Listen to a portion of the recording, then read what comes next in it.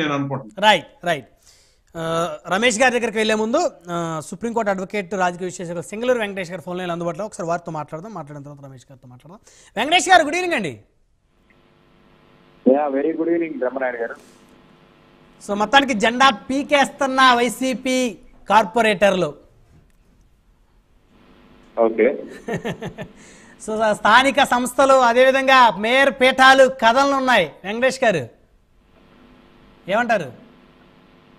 ముందుగా మీకు ప్యానల్లో ఉన్నటువంటి ఇతర పెద్దలకు, పార్టీ పెద్దలకి, అలాగే మీ వీక్షకులకి, మీ యాజమాన్యానికి కూడా వెరీ గుడ్ ఈవినింగ్. సహజంగా జరిగేటువంటి ఒక ప్రక్రియ. నేటి రాజకీయ వ్యవస్థలో ఏ ఎండకి ఆ గొడుగు పట్టే విధానాన్ని అన్ని పార్టీలు అవలంబిస్తున్నది. ఏ పార్టీకి కూడా ఇది జరగని విషయమేం కాదు. గతంలో కూడా 2014 నుంచి 2019 వరకు తెలుగుదేశం పార్టీ ప్రభుత్వం ఉన్నప్పుడు అటు జనసేన నాయకులని కానివ్వండి, వైఎస్ఆర్సీపీలో ఉన్నటువంటి ఎమ్మెల్యేలని సుమారుగా 23 మంది 23 మందిని తీసుకుని వాళ్ళకి మంత్రి పదవులు ఇచ్చినటువంటి పరిస్థితి. ఎందుకంటే ఆ రోజు బలమైన ప్రతిపక్షం ఉంది. సుమారుగా 60 పైసలు సీట్లతో జగన్మోహన్ రెడ్డి బలంగా అసెంబ్లీలో ప్రశ్నిస్తున్నాడు కాబట్టి ఆ రోజు భయపడి డైరెక్ట్ గా ద్వారాలు జరిగారు.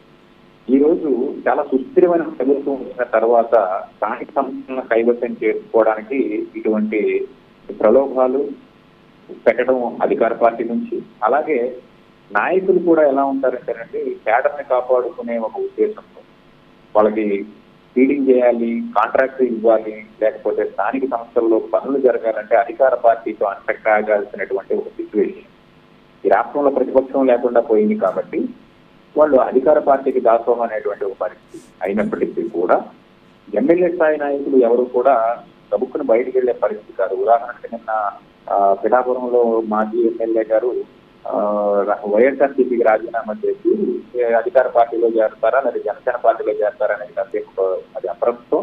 ఆయన బయటికి వెళ్ళారు. ఇప్పుడు పిఠాపురంలో సుస్థిరంగా పవన్ కళ్యాణ్ గారు బాగా వేసిన తర్వాత ఇంకా వాళ్ళకి అక్కడ రాజకీయ నిరుద్యోగం ఉంటుంది, కానీ పవన్ కళ్యాణ్ గారు అండర్లో పనిచేస్తున్న పరిస్థితి, కానీ ఇప్పుడు బయటికి వెళ్ళి సాధిస్తారనేది చూడాలి. రాజకీయంగా ముందుకెళ్లాలన్నప్పుడు ఈ రోజు సుమారుగా 160 పైసలు స్థానాల్లో అధికార పార్టీ ఉంది. ఇప్పుడు నాయకులు అక్కడికి వెళ్ళి ఏం సాధిస్తారండి?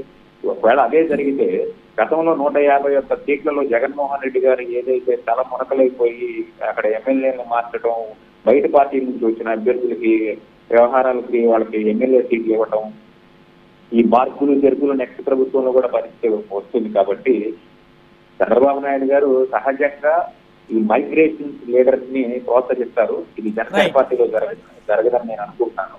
పొత్తు ఇలాగే ఉంటే పొత్తు విచ్ఛిన్నం అయ్యే క్రమం ఏదన్నా జరిగితే జనసేన పార్టీకి అభ్యర్థులు కావాలి కాబట్టి వాళ్ళు 21 నెంబర్తో ఉన్నారు, ఎమ్మెల్యే స్థాయి నాయకులు కావాలి కాబట్టి జనసేన పార్టీ మైగ్రేషన్ యాక్సెప్ట్ చేయొచ్చేమో, కానీ చంద్రబాబు నాయుడు గారు చేసుకుంటే ఆయనకే ఇబ్బంది రేపు ఎలక్షన్ లో.